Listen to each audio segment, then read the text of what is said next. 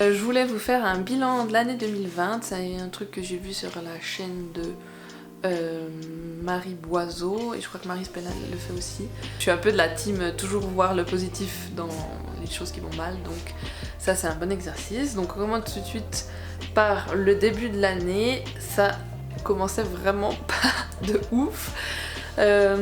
J'étais au plus bas dans l'estime de soi, j'avais une santé mentale un peu déplorable, et mon couple c'était pas la joie, et puis j'avais quasi plus d'argent alors que ça faisait 6 mois que je m'étais lancée, enfin pas plus d'argent mais en gros il y avait, ça faisait 3-4 mois, enfin 2-3 mois qu'il y avait rien qui rentrait et puis j'arrivais pas à me dire de démarcher des gens parce que je trouvais pas la légitimité vu que j'ai pas fait d'école, etc. Donc c'était pas ouf.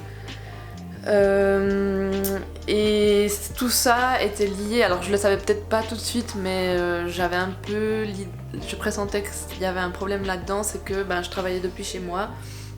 Et je travaillais dans le salon et j'avais vraiment aucune coupure entre vie privée et vie perso. Honnêtement, pas foufou.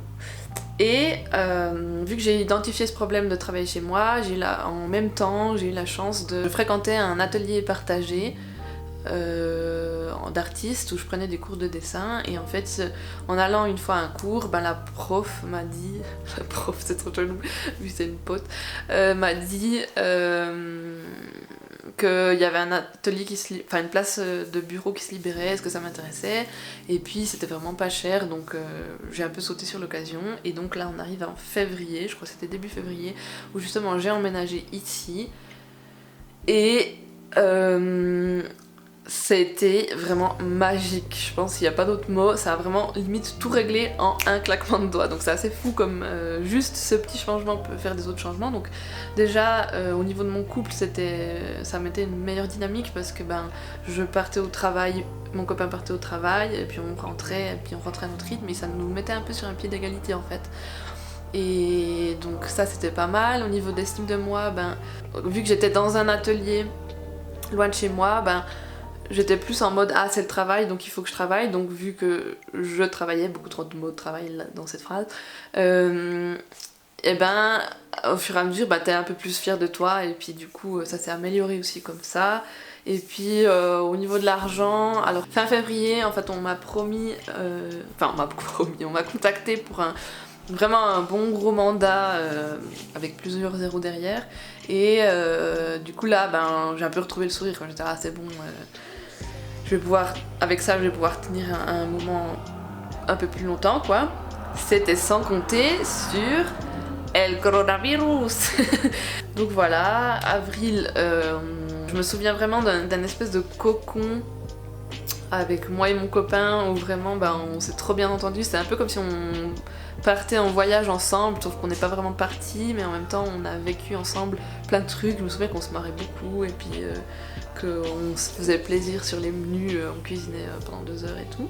Et aussi ça m'a permis de beaucoup progresser en motion design. En gros c'était vraiment une opportunité inespérée pour moi parce qu'on me disait pendant 6 semaines je crois, de toute façon tu vas pas avoir de nouveaux clients. C'était l'occasion pendant 6 semaines de faire une école intensive de motion design et puis d'apprendre des trucs justement. Et donc là je remercie, je l'ai payé moi-même, mais Skillshare, c'était vraiment une source super de tutos, parce qu'il y a vraiment un aspect où tu apprends une leçon, puis tu as différents chapitres, ce qu'il n'y a pas sur YouTube où c'est des petits tutoriels ponctués. Donc là, moi j'ai binge-watché toutes les formations de... je sais plus comment il s'appelle, je vous le mettrai là si jamais. En mai, ça faisait un moment que j'avais envie de développer un projet qui soit pas devant mon écran, parce que j'adore le motion design, mais à un moment t'es vraiment H24 devant ton écran, et puis moi j'aime beaucoup travailler avec mes mains, et puis mettre des mains dans la matière comme ça, et là ça me manque un peu. Alors j'aimerais bien trouver une balance entre justement du motion design, parce que j'en ai besoin, enfin j'adore vraiment ça, et une autre balance où je voulais travailler, en tout cas être un peu plus loin de l'ordinateur, et en plus proposer un projet qui ait des valeurs. Donc là justement j'ai lancé, enfin l'idée des Badadia, je crois, elle a germé par là. En gros, c'était ouais, assez flou, puis à un moment je me suis dit ouais mais t'adores la découpe laser sur du papier, pourquoi tu matches pas les deux, puis en fait c'était bam, c'était évident. Après il a juste fallu rechercher les portraits. Donc voilà pour les Badadia. Ensuite l'été a été assez hardcore parce que ben, tout ce qui était décalé pendant, enfin annulé pendant le confinement c'était décalé en été en fait, donc là j'ai vraiment beaucoup bossé. Donc en septembre j'ai eu la chance de pouvoir faire la vitrine d'un magasin de peinture et puis j'ai rencontré Cécile qui habite les lieux, enfin qui est dans ce magasin et c'était vraiment une chouette découverte. On se partage des petites recos culturels. En tout cas ce que je retiens de 2020 ça a été vraiment l'année où j'ai réussi à me créer ce réseau de gens qui sont dans l'art ou qui kiffent l'art. Ensuite on arrive à octobre où justement là il y allait avoir les portes ouvertes de l'atelier. C'était la première fois que je participais à cet événement où justement dans la ville il y a plein d'artistes qui ouvrent leurs portes et puis comme ça on peut faire un parcours dans la ville puis aller visiter différents ateliers. Et donc là ben, il s'agissait de tout mettre en œuvre pour communiquer le mieux possible sur mon activité. Je sais pas trop où situer ça, mais vers octobre-novembre, j'ai vraiment trouvé ma manière efficace de travailler. Donc si jamais vous voulez que je vous en parle plus en détail, dites-moi en commentaire et puis je ferai peut-être un bout de studio vlog là-dessus. Et donc c'est vraiment super. Parce que justement maintenant j'ai vraiment ma routine et ça marche. Avant je faisais des to-do list et en gros ça marchait pas. Il y avait toujours un moment où je finissais sur YouTube et puis que le temps s'allongeait. Donc là vraiment j'ai trouvé la manière optimale. Je dis pas que ça va pas changer mais en tout cas pour l'instant je suis vraiment contente avec ça. Ce qui m'a permis de terminer mon showreel que je traînais depuis 150 ans. Enfin non mais en tout cas depuis août j'aurais pu déjà le faire. Donc là je me suis mis au boulot et j'en suis vraiment trop contente. C'est en tout cas la dernière production en motion design dont je suis le plus fière.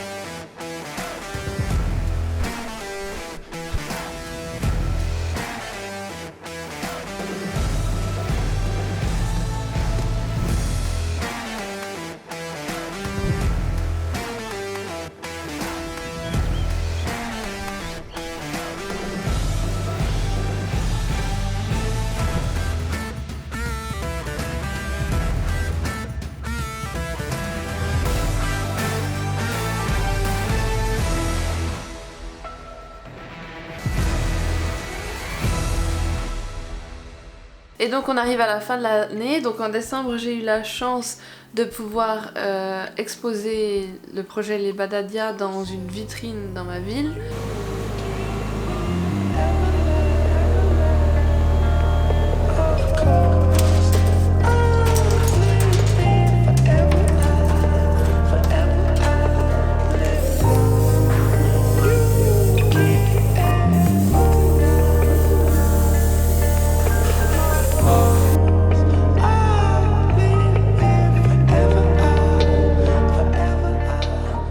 C'est un événement où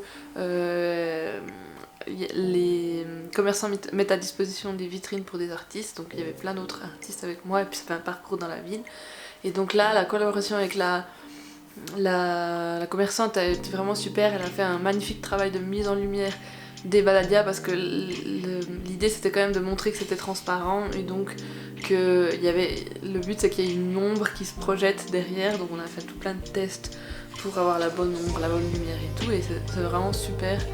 Ça rendait, j'étais vraiment trop contente de comment ça rendait. En plus la vitrine était assez grande donc j'avais peur au début que ça occupe pas assez l'espace mais c'était parfait. Donc ça finit l'année en beauté pour ce projet et sinon bah, la fin de l'année ça rime aussi avec bilan financier et donc cette année j'étais trop contente et fière de moi d'avoir atteint mon objectif de chiffre d'affaires. Bah déjà je suis super contente de moi puisque d'avoir réussi à atteindre cet objectif malgré la super année 2020 qu'on a eu, ben, c'était pas forcément gagné. En plus de ça, bah, si on m'avait dit que j'allais atteindre ce montant là en janvier l'année passée, je pense que j'y croyais qu'à moitié moi-même, donc voilà. c'est très cool de pouvoir de pouvoir l'avoir atteint. Très français, de l'avoir pu atteindre. D'avoir pu l'atteindre. Et un autre bilan que je tire de ce chiffre d'affaires atteint, c'est aussi le fait que j'avais un peu l'impression que tous les modèles que je vois sur YouTube ou bien Insta, c'est tous des gens qui parlent du freelance et de je vis ma meilleure vie, je suis en indépendante et tout. C'est tous des gens qui ont une bonne, voire une grosse communauté Insta ou YouTube. Et du coup, il y avait toujours une part de moi qui me disait ouais, mais bon, eux, ils ont réussi parce qu'ils ont 50K, 100K, ou je sais pas. Est-ce que moi, avec mes pauvres 800 followers, c'est déjà bien, mais bon, je pense pas non plus que ça peut ramener beaucoup de choses. Est-ce que je vais quand même y arriver? En fait, la réponse est oui. Parce que il y a tout un pan de la vie qui est la vraie vie, si on veut dire. Parce que je pense que des gens comme qui ont beaucoup de followers sur Instagram, inévitablement, c'est clair qu'ils reçoivent des projets via leurs followers, mais il y a aussi tout l'aspect où il y a un marché de la communication, du motion design ou de la communication visuelle, si on veut plus large, qui est sur place, et il y a des assos à aller démarcher, il y a des entreprises, etc., qui ont besoin de gens, et puis ils vont pas s'amuser à scroller Instagram puis tomber sur celui qui a le plus de cas. Donc en gros, j'ai envie que, au début je voulais pas en parler, mais je me suis dit ouais, mais ça peut montrer l'exemple. En fait, dites-vous que justement c'est possible. J'ai envie d'être l'exemple du fait que c'est possible de juste avec un réseau dans la vraie vie ou bien de LinkedIn, ça marche. Il suffit juste. Puis il n'y a pas besoin non plus d'énormément de rencontres. En fait, il suffit d'une personne bien placée qui a tout son réseau, tout un carnet d'adresses dans le milieu, et puis c'est bon, vous avez les portes ouvertes. Ou en tout cas une partie des portes ouvertes, si tant est que ça veut dire quelque chose.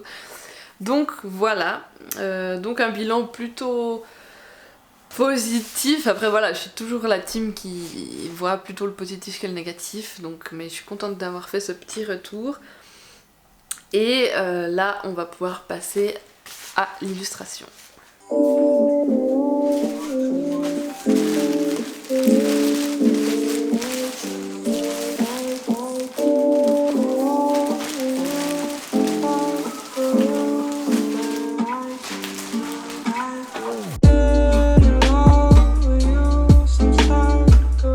Il y a pas longtemps, sur Instagram, j'ai vu un challenge créatif qui proposait de créer une illustration pendant une semaine. Et les thèmes ils m'ont bien plu parce qu'ils étaient assez vastes, et puis j'avais tout de suite des idées en tête qui me venaient. Donc là je vais vous montrer un peu le process que j'ai utilisé.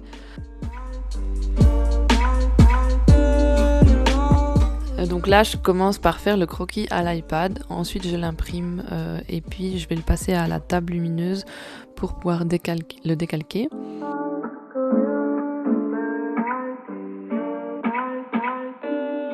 J'utilise encore l'iPad pour savoir où placer les couleurs, où est-ce que je vais mettre mes teintes dominantes, où est-ce que je vais attirer l'œil, où est-ce que je vais moins l'attirer.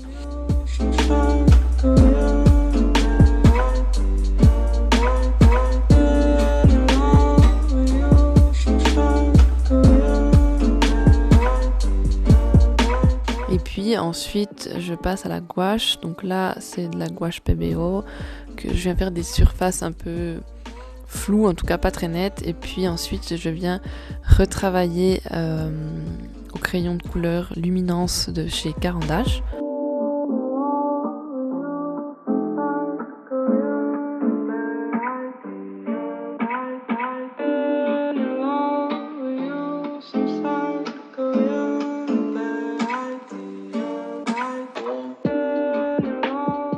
Je me suis imposer une palette de couleurs communes aux 7 illustrations, comme ça va donner une cohérence globale au projet, et c'est un truc que je vous conseille de faire si jamais vous avez un projet d'illustration sur plusieurs illustrations. Imposez-vous une palette, ça va donner un ensemble en fait.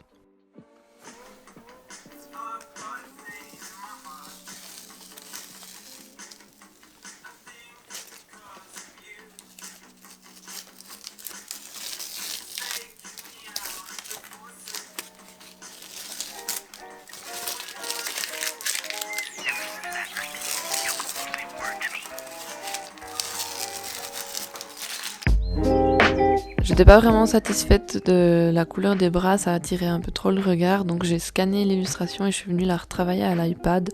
Et donc en mettant du mauve, ça adoucit un peu et le regard est seulement attiré par le bouquet.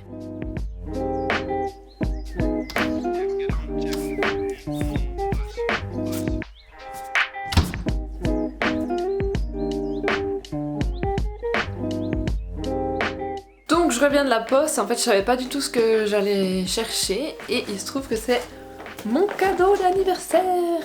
Un peu en retard puisque mon anniversaire c'est en décembre, mais de toute façon je l'ai commandé genre 2 jours avant, puis ça venait des UK, des États-Unis, du Royaume-Uni. Et donc il s'agit d'une box d'art et puis qui était centrée sur les encres. Et puis je me suis dit que ça pouvait être intéressant d'ouvrir ça avec vous.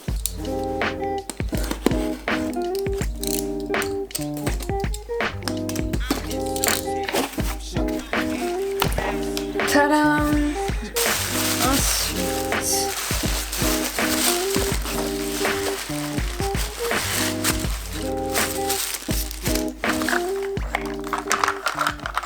Ah yes, c'est pas mal ça! C'est des pinceaux à eau et puis je voulais m'en racheter prochainement, donc c'est parfait.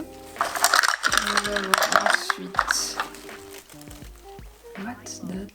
Ah, c'est un espèce... Ok. C'est, je pense qu'il doit y avoir un truc à lire, mais à mon avis c'est une espèce de drawing gum en bâton. C'est un peu de la paraffine qu'on met pour pas que l'encre adhère aux endroits où on veut pas mettre. Il y a un marqueur, alors ça par contre... bon je sais pas, il a l'air peut-être un peu mieux, mais j'avais déjà acheté cette marque et moi il bavait tout le temps, donc on verra si c'est mieux. Il y a 2 pinceaux, un crayon F, c'est quand même un Faber-Castell, bon voilà, après c'est pas ce qui me manque le plus, un crayon blanc, donc pour venir faire des rayons blancs, ça c'est pas mal, parce que comme ça je pourrais, parce que j'en ai qu'un et du coup chaque fois j'hésite entre, est-ce que je prends celui de l'atelier dans ma trousse de croquis, mais après je l'ai plus à l'atelier et tout, donc là j'en aurai 2, parfait. Donc ça, je suis plutôt contente. Tac. Donc nous avons des encres acryliques. Ok, je connais pas du tout ce que c'est. Donc un violet, un vert foncé, un rouge, et puis noir et jaune. Je vous ferai des swatchs de couleurs après. Tac.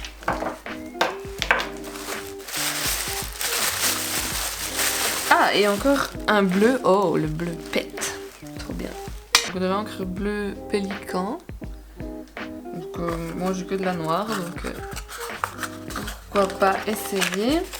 Après il y a des petites cartes. Qu'est-ce donc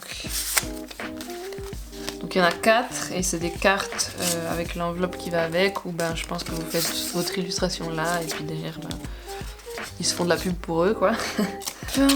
Et encore du papier. Putain, mais ça va jamais. Il a l'air pas mal. C'est leur propre marque de papier. Acid free. Alors il a un peu gondolé parce que je pense qu'il n'était pas tout à fait au sec. Texture, c'est du 300 grammes. Il y a 25 feuilles. Franchement, il a l'air vraiment cool ce papier. C'est cool. Et il y a un journal, magazine. Les interviews différents artistes sur leurs pratiques. Je pense que c'est très tourné sur l'encre, à mon avis. Mais je me réjouis de découvrir ça. Je pense qu'il y aura des comptes Instagram à les suivre. D'ailleurs, c'est ça, one to follow. Cool! Trop bien, ouais. Il est bien mis en page en tout cas. C'est joli.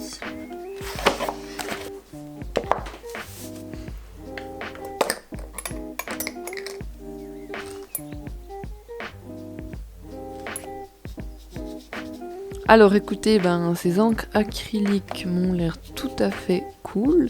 Elles sont bien couvrantes et puis elles ont l'air de bien se mélanger ensemble. Après les teintes sont un peu pétantes, mais si on les mélange, je pense qu'on arrive à trouver quelque chose qui convient. Sinon, je voulais aussi vous faire un petit retour sur la box. Je suis pas trop une fan de ce genre de concept parce que souvent on reçoit des trucs dont on n'a pas vraiment besoin, mais là ce qui est cool c'est qu'ils détaillent vraiment sur leur site qu'est-ce qu'on va recevoir. Donc si vous vous dites que ça peut le faire, vous pouvez la commander. Et je trouve que le prix est vraiment ok parce que c'est 35 pounds la box. Et honnêtement, pour tout ce qu'il y a dedans, rien que déjà le papier, je pense que ça les vaut.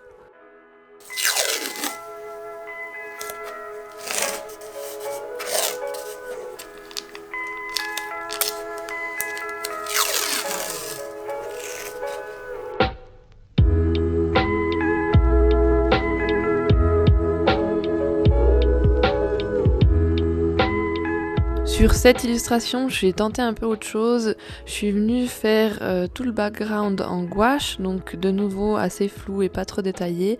Ensuite, j'ai scanné et puis je l'ai exporté sur mon iPad. Et là, j'ai essayé de travailler sur l'iPad, mais de manière un peu tradie avec des brushes pinceaux ou des brushes un peu pastel.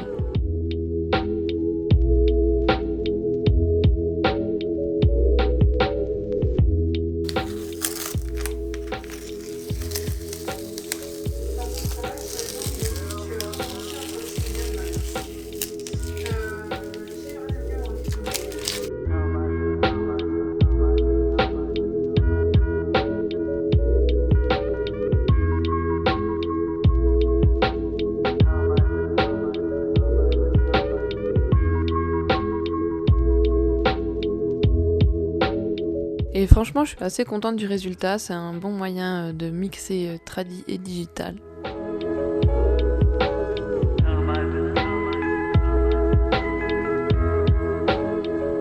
Alors, voici les 7 illustrations les unes à côté des autres. Je suis assez contente parce que j'ai réussi à tenir la palette de couleurs. Par contre, pour ce qui est du style, on en parle juste après.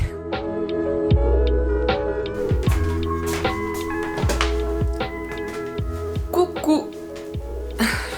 J'ai toujours rêvé de faire ce type d'intro. Vous avez vu la belle tasse? C'est moi qui l'ai fait. Ça sera pour un prochain studio vlog. Bon.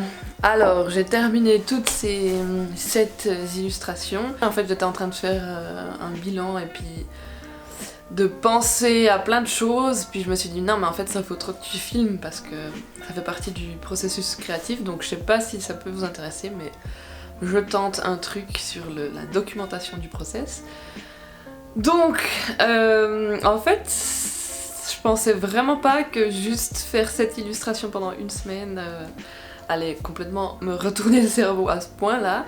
En fait, j'étais dans une méga remise en question parce que, en gros, je regardais les dessins les uns à côté des autres, puis j'étais là, purée, mais t'as même pas réussi à tenir un style pendant 7 dessins. Du coup, j'étais méga là, mais t'es vraiment nul, machin.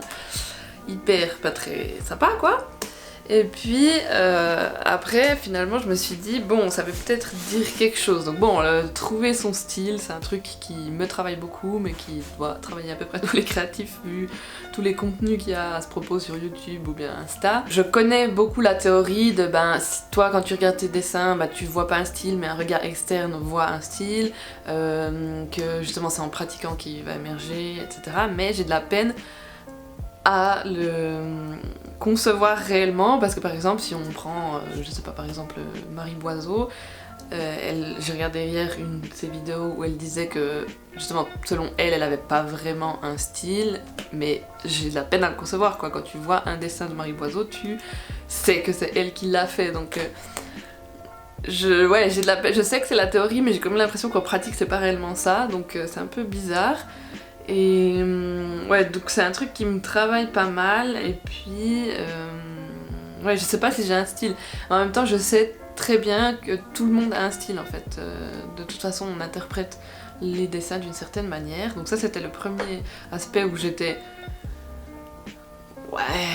déçue de moi de pas avoir su tenir un style, mais en même temps j'ai l'impression que ça révèle des choses sur mon style justement, puisque si on regarde l'ordre chronologique dans lequel j'ai fait les illustrations, au début en fait l'idée c'était vraiment de partir sur quelque chose de beaucoup plus texturé dans mes illustrations.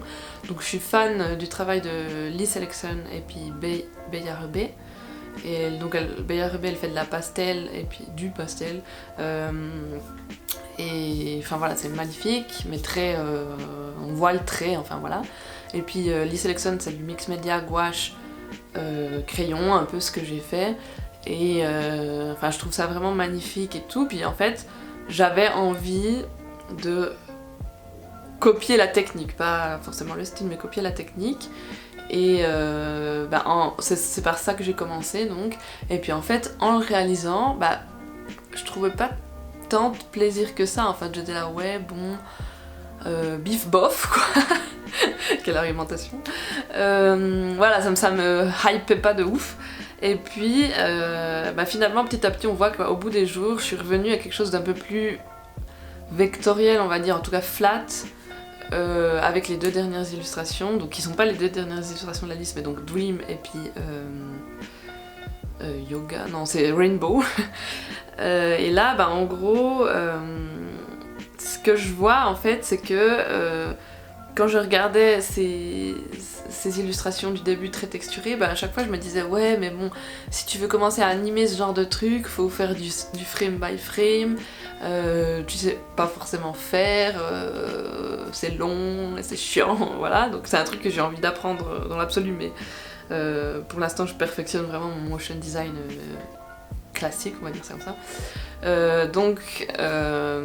Voilà, en fait ce que j'ai réalisé c'est que j'avais besoin qu'une animation, sans forcément le faire de toute façon, mais une illustration doit être animable entre guillemets, et c'est pour ça que justement en revenant sur du flat un peu, c'est un peu plus le cas. Donc conclusion, moi je vais plutôt développer quelque chose dans le motion design, enfin quelque chose qui va être animable relativement facilement, tout en sachant qu'on peut texturer on peut faire du motion texturé en frame by frame, mais voilà, donc ça c'est plutôt ce que je veux travailler professionnellement, mais après je me laisse la liberté plutôt dans la partie hobby de l'illustration de avoir un carnet où je teste n'importe quoi, et puis dès que j'accroche sur un style de quelqu'un sur Insta ou bien Pinterest, je me dis ah mais pourquoi j'aime ce style, qu'est-ce que je veux incorporer dans mon style qu'il a ou qu'elle a dans le sien, et puis je pense que c'est un peu comme ça qu'il faut dialoguer avec son style justement. Donc voilà pour toutes ces réflexions, j'espère que ça a pu vous apporter des choses. Je pense qu'on va conclure le studio vlog ici parce que il y a déjà assez de matière, je crois, j'ai déjà commencé le montage et ça peut durer un petit moment. Donc j'espère que ça vous a plu, si c'est le cas n'hésitez pas à laisser un commentaire, ça fait toujours plaisir de savoir que justement ça vous a parlé et que vous avez aimé. N'hésitez pas à mettre un pouce en l'air et à vous abonner à la chaîne. Et nous on se dit vraiment dans pas très longtemps parce que j'ai déjà une idée d'autres studio vlogs, donc